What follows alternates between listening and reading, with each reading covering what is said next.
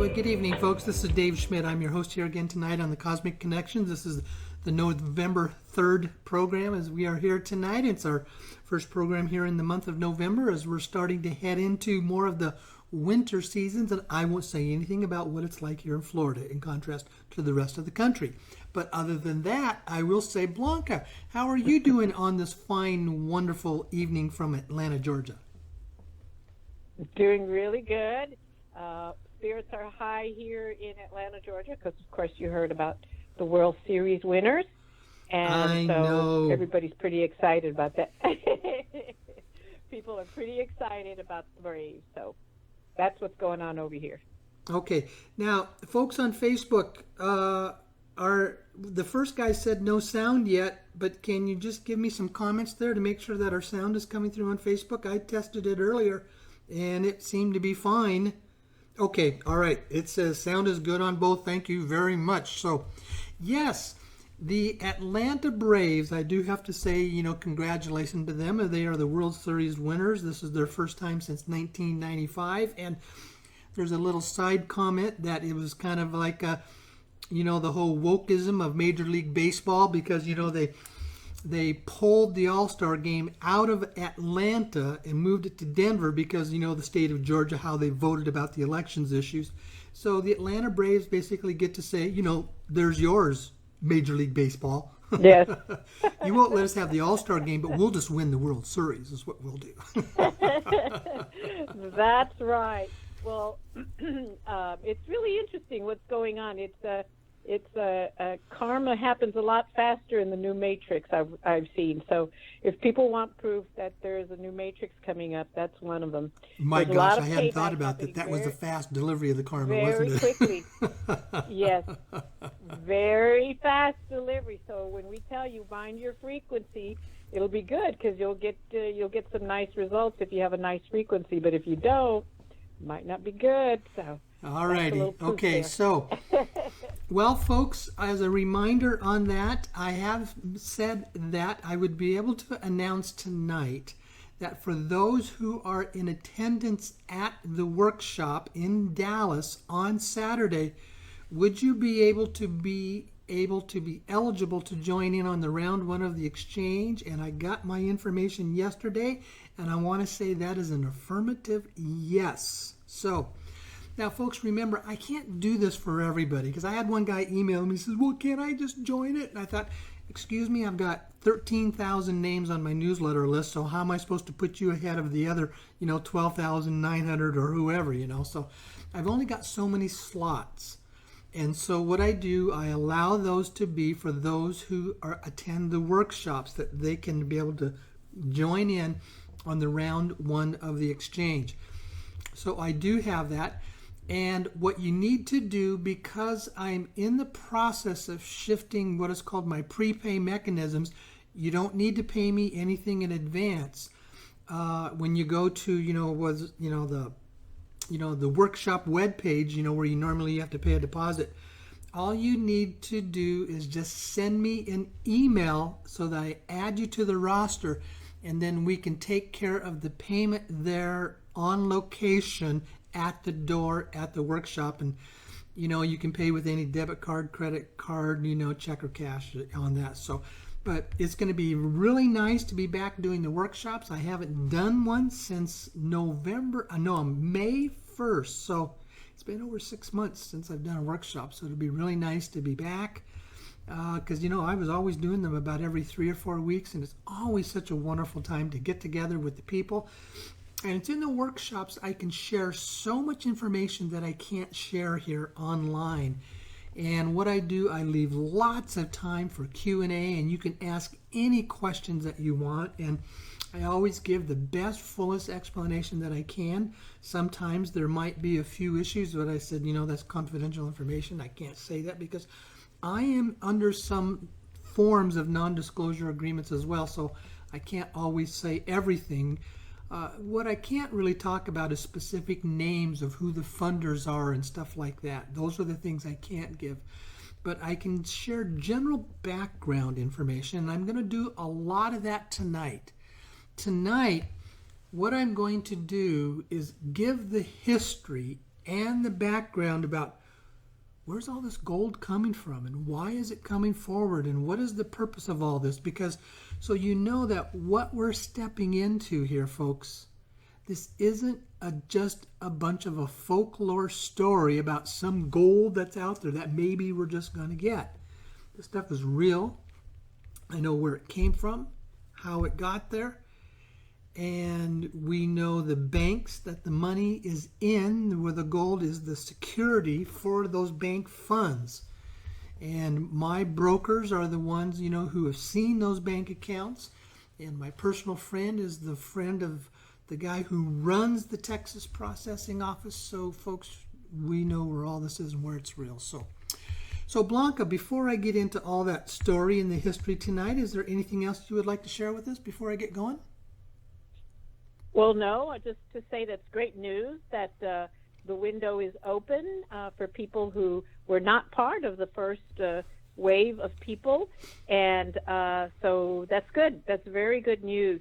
Some people thought they'd have to wait for the second round, but here's a nice opportunity. So that's wonderful news, and I'm glad that that's made available.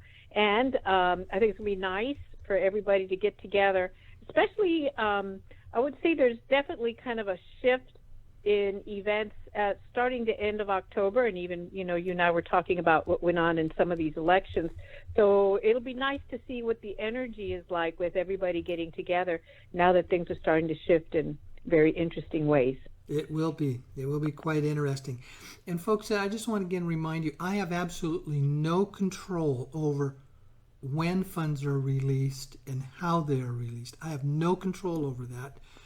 I am what is called an aggregator. I bring people in, and then I collect the currencies, and then I turn them over to my broker, then who has the contract with the buyer. And it's the buyer who basically it's their decisions. And the buyers are not just a single person. What I can share is that the buyers is a contract agreement between basically two predominant countries, the United States and China. I can't give any individuals in there. But what I can say, they are the decision makers of when funds will be released. And so all I can do is pass on information that I'm allowed to do that. But some of this information is public. And so I think then we're ready to go, aren't we, Blanca? Okay? Yes, we are. We are. Well, in the early parts of the history of where does all this gold come from, I'm going to share with you a lot of information that comes out of this book, and it's called Anunnaki, Evolutions of the Gods by Dr. Sasha or Alex Lesson, PhD, and then his wife, Janet Kira Lesson. I have shared with you in the past, and it says right in here, this is book 5 of the Anunnaki series. Dr. Lesson has his PhD in anthropology out of UCLA, so he is doing investigative reporting in his field. And he is probably, in my estimation, the best Anunnaki scholar that is around today. Now, here's why the gold originates with the Anunnaki, so that's why I'm bringing them up. If you go back, the history of the Anunnaki has basically been kept from us, hidden from us by those we would call the Cabal because of their power and control, because they didn't want us to discover the history of the Anunnaki, because if we discovered that history, we would discover the history of who we are as a humanity. That would empower us to be able to kind of take control of our own lives. Now, there was one primary person. I'm going blank on his first name. His last name is Sitchin. He is the man that discovered or interpreted the vast majority of the ancient Sumerian tablets that have been discovered in the last 30 to 70 to 80 years in ancient Sumeria, which is also modern-day Iraq. These tablets are now being discovered in the archaeological studies, and what they do, they give this vast, detailed history of the history of the Anunnaki and their influence over humanity here on Earth. And Dr. Sitchin was the foremost person who, in the books that he wrote, read about them. Now, Dr. Lesson was a protege to Sitchin. He was a student of Sitchin, became a protege of him, and when Sitchin knew that he was basically going to be transitioning, passing away, he basically passed his baton on to Dr. Lesson. And that's why we can say Dr. Lesson is probably the foremost, most scholarly person on the history of the Anunnaki that we probably have here in the world today. Now, I know him personally. When I first became acquainted with him, I met with his house where he lives in Hawaii. We spent the first day together. We spent almost 6 hours together. He talking about the history of the Anunnaki, and I was talking about the history of the dragon family. And because the two are connected. And so I obviously became a vast student of his, reading his books to understand the background. So where does this go? We have to go back almost 300,000 to 400,000 years to the Anunnaki coming to Earth from their home planet, the planet of Nibiru. Now, the Anunnaki are a race that are very, very similar to us as humans. They basically look like us as humans. They talk like us. They have all the same features that we do. They're just bigger and they're taller. They're basically somewhere between 12 to 16 feet tall. There's different versions of them. There are what is called the Norwegian version, or I should say the Scandinavian version, and they look like Scandinavian humans. Blonde hair, blue eyes, but they're very tall. But there's different types of Anunnaki, and it's extremely important to understand that. There are also those that come in the reptilian form. But that doesn't exempt them from being able to communicate in a normal human fashion. The Anunnaki lived on a planet where their atmosphere was deteriorating. And what they needed was they needed a massive amount of gold, and they would take it and then grind it up into a fine dust and put it up into their atmosphere, and it became like a shield or a blanket protecting their atmosphere from the extreme temperatures that they could go through from the sun. Their planet, Sitchin called it the 10th planet, or I should say the 12th planet of our solar system. And it's on a completely different planetary orbit. It's every 3,600 years, 3,600 years that it goes through this, where it comes back into our solar system and then goes way out there into space and then comes back. They were needing gold, and so they were very, very advanced in their technology, their spaceships, and etc. And so they had the ability to travel through the solar system. And they came to Earth and they discovered the gold here on Earth. So they came here predominantly to mine the gold.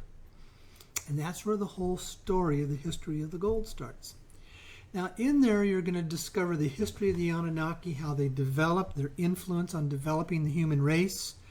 They were masters, absolute masters in genetics. And the Homo erectus was here on the planet. And it says over a period of time, and remember, they're very, very patient because they can live to be 400,000 years old. It took them 5,000 to 10,000 years. They would try and test the connecting of genes, genetics, of the Homo erectus with their genetics, and they would combine them into two. And it was out of that the history says that that's where they developed us, the Homo sapien bodies and humans. That's what we came out of it, and then they had that history of us. But in the early stages, all they did was develop what was called a dumbed down physical human body that could mine that could be slaves in the mines to mine the gold. This mining of gold went on for a long time, folks. And I mean, in the history in the book there says this went on for well over 100,000 years that they were mining the gold. This continued to go on, And then when the Anunnaki came to Earth, there was Anu, who was the king of the Anunnakis, and that he had two sons, Enki and Enlil. And they were the ones who were in control of Earth, the planet Earth. Enlil was basically the commander of Earth, and his younger brother Enki was in charge of all of the mining operations that went on. And they worked together, and they were mining all this gold. But in the process, Enki decided on his own that he wanted to develop a higher grade of the human. And that's when he developed, and again through the processing of the genetics, developed a human that could communicate, that could feel, that could procreate, etc., to where we came into our full essence as human beings. So Enki was basically the start of that, of where all that happened. And this continued to develop for a number of years until they came to the point where they were almost done with their mining. And then the history came up to right around what would be about 12 to 13,000 years ago. And this was in the ending of the Ice Age. They knew and they understood as the planet was going through its change that the Ice Age was moving out. And here's what they say in the book.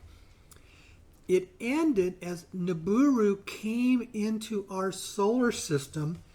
It was the huge gravity pull of the planet of Nibiru that basically created massive weather changes and started melting a lot of the ice of the Ice Age. And then it says that all the ice that was on top of Antarctica slid off of the landmass into the South Sea. And that's what created this absolutely massive tidal wave. This tidal wave, they said, was 100 to 130 meters high. And it swamped and came over the whole Earth. And that's what created what was called the Great Deluge, i.e. Noah's flood, the flood of the Bible. Then you have to come back to Noah. And I'm going to use the term Noah.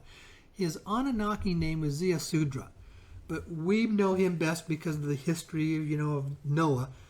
Noah was the son of Enki. And when Enlil, who was in charge, said, "We're leaving, it's time for us to go, we've done most of our gold mining, let's get rid of all these humans, we don't need them anymore," Enlil wanted to wipe out the human race, totally wipe out the human race. It was Enki who said that he received an order from this man called Galzu, and he said he was the man that came from the sky, in essence that came from God, and he handed him what they called a tablet, i.e. it was like a computer, and it had all the blueprints of how to build the ark. And so what Enki did is he quietly transferred that data information onto Noah's computer, because Enki told him he couldn't tell him about it. So behind the scenes, he tricked him and he says, "I'm not going to tell you about what to do, but here's the instructions." And he put it on his computer. And that's where Noah started building the ark. And the intention of that was to save the advanced part of humanity so they could continue, so that after the flood, and which wiped out most of the earth, that they would still have people that they could procreate to still be able to continue mining the gold for them.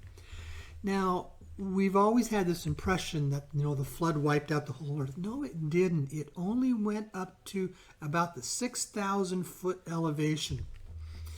So any areas around the world that were living above 6,000 feet, they basically were saved. And you're going to hear stories of some of the indigenous cultures, the Mayans in central Mexico, because they lived in, the high And the Mayans and the Aztecs lived at very, very high elevations. The Aztecs in South America lived up 10 to 12,000 feet.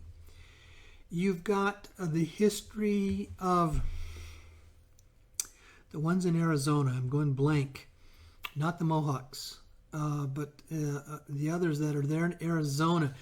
And it says they had received the information. And what had happened, it says there were basically the people that came from the sky, i.e. some of the ETs and their UFOs visited these tribal regions and said, you need to get up to this elevation because the earth is about to go through a massive deluge and you need to get above 6,000 feet elevation so you can survive this deluge.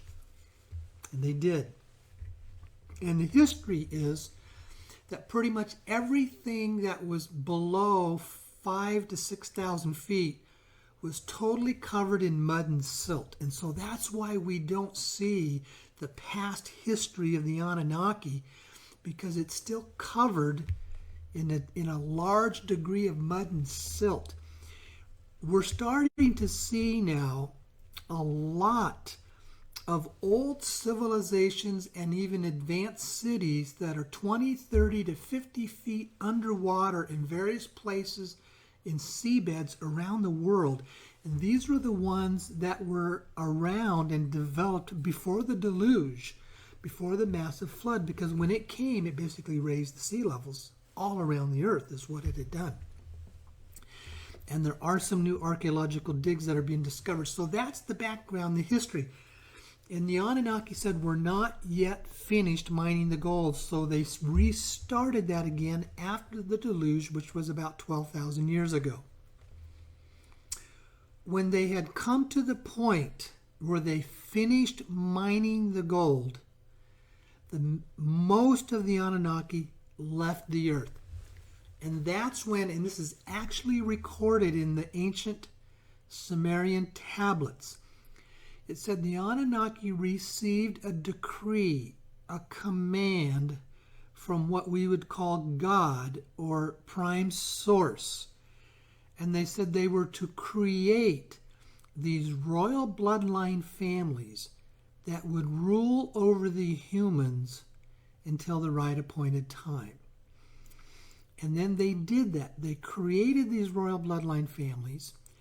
And when they did is they left this massive amount of extra gold that they had left over. They gave it to them. And who are the royal bloodline families? The dragon families that I've always talked about that have all of this gold.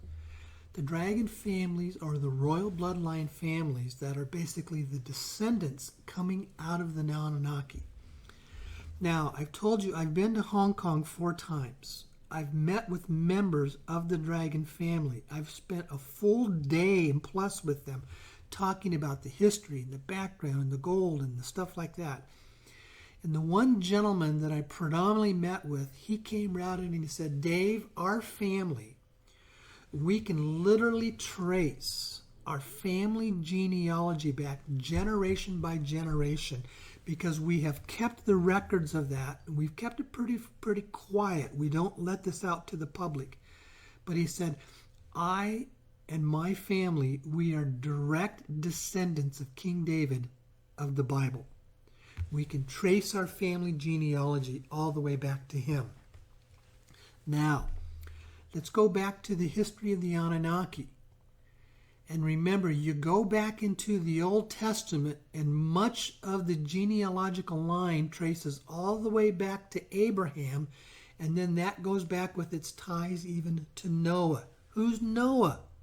The son of Enki, the predominant, one of the 2 dominant Anunnaki here on earth.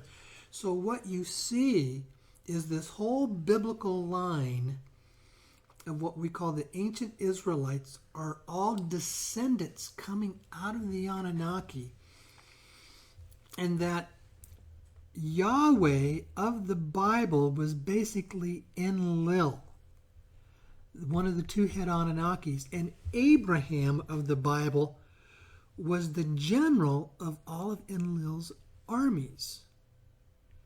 Now here's what's interesting. All 3 of the world's major religions, Christianity, Judaism, and Islam, are Abrahamic-based religions. They all trace their origins going back to Abraham. And Abraham is an Anunnaki descendant, and that bloodline carries all the way down till the time of Jesus. Because that was the big issue, even in the Bible, that Jesus was of the bloodline, the royal bloodline that comes down through. So what you see is this royal bloodline that came down from the Anunnaki to the dragon families. And then the dragon families are the royals that came out of Europe, the Middle East, Asia, and China. Now, through history, there were different places where it was centered, but where we are now, that dragon family bloodline is centered now in China, in the Hong Kong area of China is where it's centered. But yet, over these thousands of years, how it's been explained to me, there came to be 128 different clans of the dragon families. And the dragon families were the ones who had all this gold, this massive amount of gold. When the Anunnaki came here to mine the gold, they had technology that was so far advanced that we don't even have this stuff today. They had the ability to fly around in their UFOs, in their spaceships, very slowly over the planet and planet Earth. And it was like they had this X-ray machine that could X-ray down into the Earth and spot the gold. Why? Because gold had a very unique frequency vibration to it that it would put off. And so as they would fly over, it was like this X-ray machine was looking for this frequency vibration, and then based on how strong it was would be how much of the content of the gold was there. And then they literally could come right down and massively just go right into Earth with these massive forms of drills that we don't even have today. And it didn't take them long at all to be able to pull out the gold. They would pull out the gold and its ore, they would refine it, and then they would basically go through the smelting process. And it said in the history that they sent the majority of it to the moon, where they had refining operations and brought it down to a very fine, what we call a bar or a solid form, and then shipped it from the moon to Mars, where it was all put together, and then from Mars it was sent on to their home planet of Nibiru. And that's the history of the Anunnaki and their ability to mine the gold here on Earth in mining techniques that we don't even have today. Now, there's a gentleman out of South Africa, and I'm going blank on his name.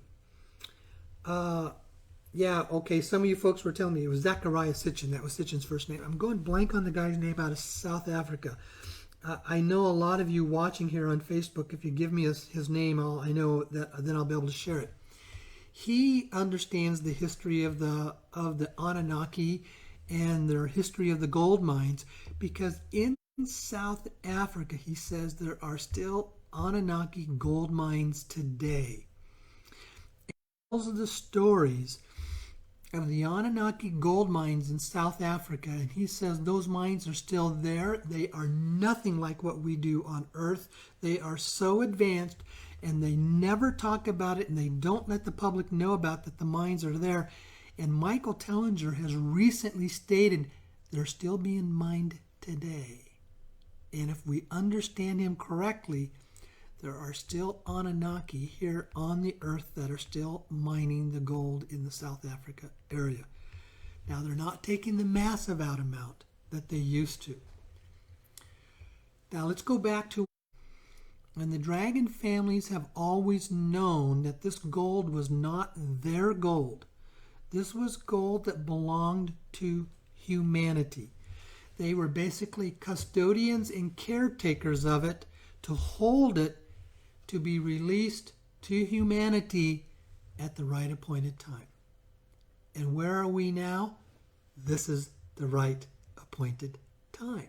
This is the history that we're in. They are in charge of this world. And if they released any of this gold, it would just get back into their hands and make them become more wealthy and more powerful. So they always have kept it quiet. But they have said, we are finally at the point and the time in history where we're ready to release it. Go by historical time frames of who's in charge. And they shift their being in charge as we shift in the major zodiac cycles, those 12,500 years approximately cycles. And it was said that it was in the year 2012 that we moved into this. And that happened just recently. And this is what they've been waiting for, because they knew that this was the time that humanity would be going through its energetic shift and change. Its consciousness would be shifting and changing. Its awareness would be shifting and changing. And humanity would be ready to handle this massive amount of gold. You heard that we are living in an era that our money is predominantly controlled by those we call the cabal.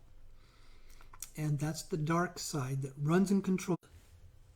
The dragon family gold, the Anunnaki gold, that is backing up the scores of trillions of dollars that are going to be released in the currency exchange and paying for the bonds. Now, I'm not going to discuss Nasara Gasara. I've got my own opinions on that. Personally, I don't think it's going to happen anywhere like the people who are talking about are saying it is, because they're saying it's going to be a public outlet. Yes, parts of it can happen correctly, but the large masses are only happening in private exchanges that are controlled by the CIA and the U.S. Treasury. Now, those are the white hats in those organizations. The white hats in the Treasury and in the CIA are the ones who are in control of when these funds are going to be released. And so they can be done in a contractual, legal manner. It's done as a currency exchange. You buy some of these currencies that have these extremely high numbers on them, the Zimbabwe dollars, the Iraqi dinar, and the Vietnamese dong.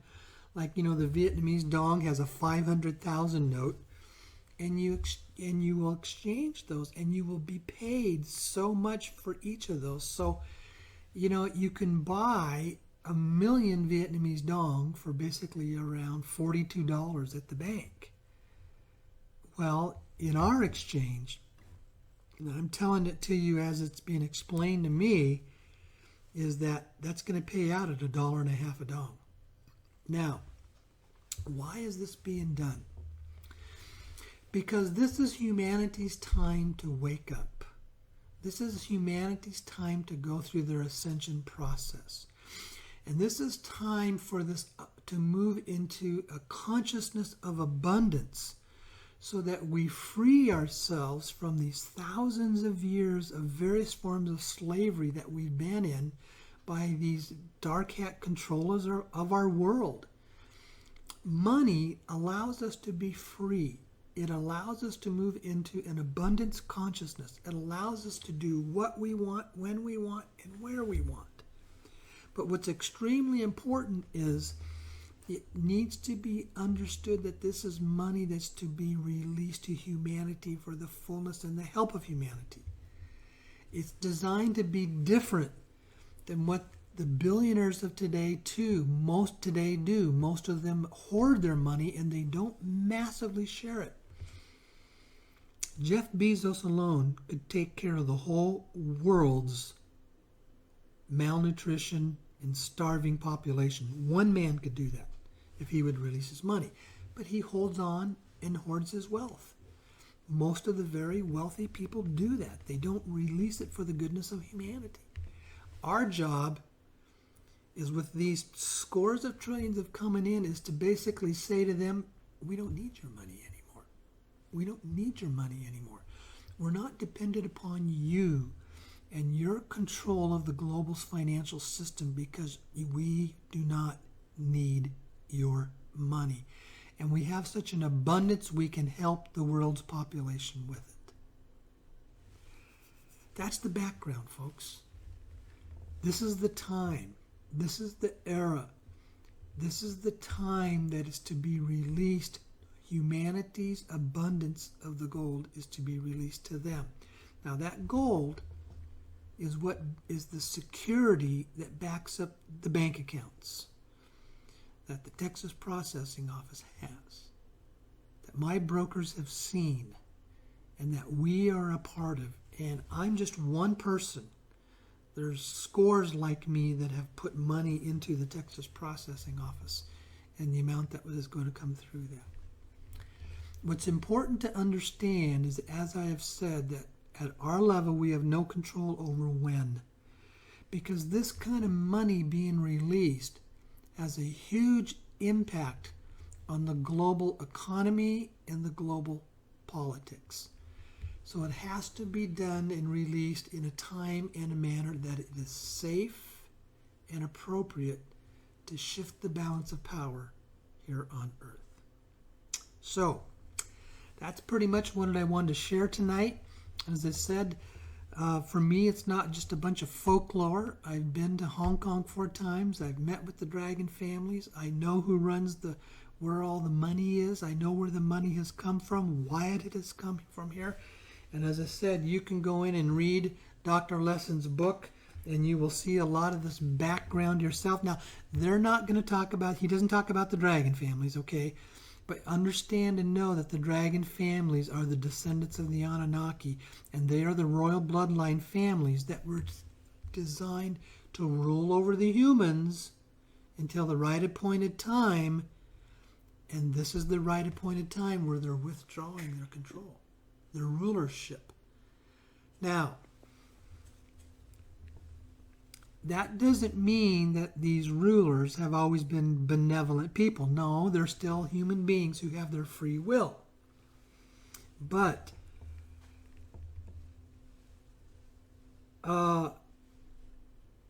it has been there, and their rulership is fading away.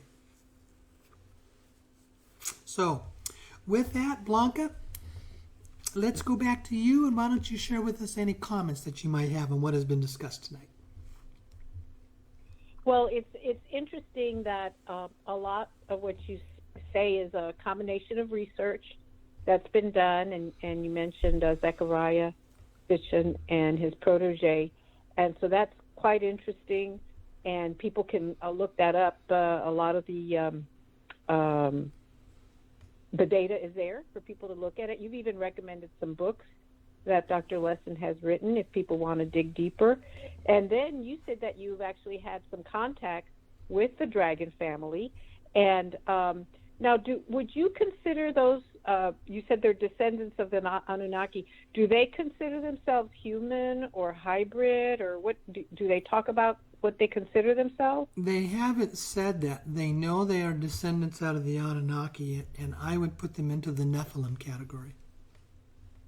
Oh, okay. Where they're basically, but they don't talk about it. They're what I would call lower-based hybrids. They're hybrids, but they're lower-based hybrids. They're more on the human side. I mean, they're completely human in all of their, what they look like and how they talk and, all that kind of stuff, I mean, they're just normal everyday humans as far as that part, but it's in their DNA. In the DNA, they have, the strong Anunnaki DNA within them. Very interesting. And do you think that, just like the new energies and the new shift, there's definitely a shift, and even scientists are talking about it, and we're seeing it as a shift in consciousness. There's a lot more awareness. A lot of people are, waking up to, the truth of the matrix and that it's an overlay on reality. Do you believe that has some effect on them as well? And maybe that's why we're going through this shift, of them finally giving people, what as actually theirs, because it's, planet Earth is ours. Well, I would think it's both. It's they know it because there's a communication that comes from what I call it a higher source to them to let them know. And also, yes, there's the raising of the consciousness that's taking place for all of us. Right, right. Well, it's definitely going to be a challenge for humanity because we've been very programmed, haven't we, to think in terms of scarcity, to think in terms of, for the most part, we were raised selfish because we had to. It was more like a survival mentality. Yes. And we forgot that we're directly connected to Source. There's a lot of stories and biblical stories and wisdom books that really say that we are connected to Source, and somehow we forgot about that connection and started believing, in scarcity and survival consciousness. So we have a challenge before us, but I think humanity can step into it. And once we do have this change in the financial system, because right now we're under debt slavery, where the shackles are removed, there's a false matrix of scarcity, actually, and so it's going to be a challenge for humanity to step up to the opportunity, right, to have this level of abundance, and then say, okay, now that we've got abundance, this is how we want to use it for humanity and for uplifting humanity and doing all the great things for the planet that could be done. And so do you feel that humanity can step up to that and fill those big shoes? I do. I mean, you have to look at, for thousands of years, humanity's history has been a matter of what is called survival consciousness. What does it just take to survive? And it's been with the advancement that we've had in the last 100 to 150 years that we're moving out of survival consciousness and being able to shift how we think. And when the new funds come in, that will allow us to start moving into a consciousness of abundance. That we don't have to worry about where things come from. We don't have to worry about money. We don't even have to think about, do I have enough money to do what I need or what I would like to do? It will just automatically be there. When that happens, then it shifts how we think. And this is the time and the era for that. Because again, look at the massive shift and change we've gone through in the last 150 to 200 years in contrast to the previous 5,000. Massive shift in just the last 150 years of how our world has changed. And this is all the process, the progression that sets us up to be able to take in the new abundance that is coming our way. And you've heard me share many, many times, this isn't just going to happen overnight. My understanding is the releasing of these funds is going to go on for a couple decades. We are just the ones that are getting to participate on the front end of that. We are basically getting to be the trailblazers. The people that are listening to my program, and remember, you don't find anything about this out there in mainstream media. There's nobody talking about dragon families out there and the money and the gold that they have and how is it being released and who is going to get it and why are they going to get it. You just don't find that. I'm one of the very few people that are talking about this on a public radio program that anybody can tap in and listen to. The vast majority of the people, they hear about it quietly and have to pick it up from each other. It's not a part of the public process. And this was something that they allowed me to do. I mean, when I first started my radio programs, 9 years ago, I was, pretty much put on record. It says, you're touching into some very, very sensitive area where they may not like you talking about that. And it didn't take very long that I had a member of the Dragon family that contacted me and says, we know who you are. We've done all of our research behind you. We've been listening to your program for months. We like what you are saying, and we want you to know that you have our permission to continue to talk about the history of the gold in our family. So, yeah. Well, it's interesting that when we have gone to your workshops, of course, we get to talk to the other folks, other participants, and to a person. If you ask them, what project do you have in mind? How are you going to use your money? They're already thinking how they're going to use it. No one says, well, I'm going to buy the biggest yacht, bigger than the biggest billionaire yacht. They don't say that, or my own, fleet of Porsches, or no, they don't say anything like that. They're like, well, I want to open up a health center, or I have, these homes for unwed mothers, or, I want to be into organic farming. I mean, to a person. So at least the people who attend your workshop are already, I think, based in the right direction. So I think it's going to be a great opportunity for people to actually be part of this and to show, how humanity does it. I'm always amazed at how the people, the vast majority of the people who come to the workshops are what are called very advanced and highly conscious people. They understand it's not about them. Now, they get to know, yes, they will be able to live a very nice lifestyle. They can have a very nice house and a nice car and all that kind of stuff. But they also know they will have so much that they don't need to hoard it and keep it. And we've always talked about how also after the funds come through, we'll start working in the off-market trading platforms to be able to even massively increase the funds other than just what is initially given to them from the exchange. Excellent. Wonderful. That's all the questions that I had or thought. Well, let's do this. I think then we're ready to say if anybody would like to call in. And if you have any questions or any comments that you would like to make, and the call-in number is 515-605-9356. Again, that number is 515-605-9356. And if you have any comments or questions, go ahead and call in. Touch 1 on your touch-tone phone, and that will let us know that you would like to come on the air. And I usually give about 30 seconds or to a minute here for anybody to see if anybody's going to show up, because we don't have anybody yet. But again, I want to remind folks the currency exchange is going to be done in 2 rounds. Now, I have no guarantee of when or how much in the second round, and there's limited opportunities in the first round. And the people who come to the workshop in Dallas on Saturday, you can basically be added to the first round. Now, that information is on my website, and you click on the workshop page, and it will tell you where to show up. It's basically at a really nice Marriott hotel right there on the north side of the DFW airport.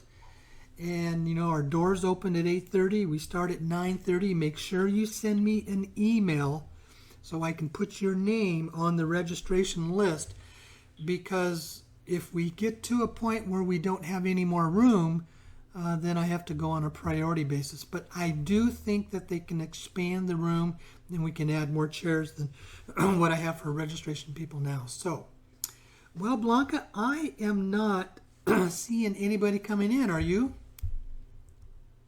No, I'm not. Are we ready to call it an evening then? I think we are, and that was, I've heard your presentation. It always gets fine-tuned each time, but I always enjoy it. So I'm sure the people enjoyed it, and maybe some of the new listeners will have the advantage of getting the whole story. So thank you. Well, thank you very much, folks, and we'll enjoy that. And as of now, I'm planning on being back again next week, so we will see you then. So have an absolute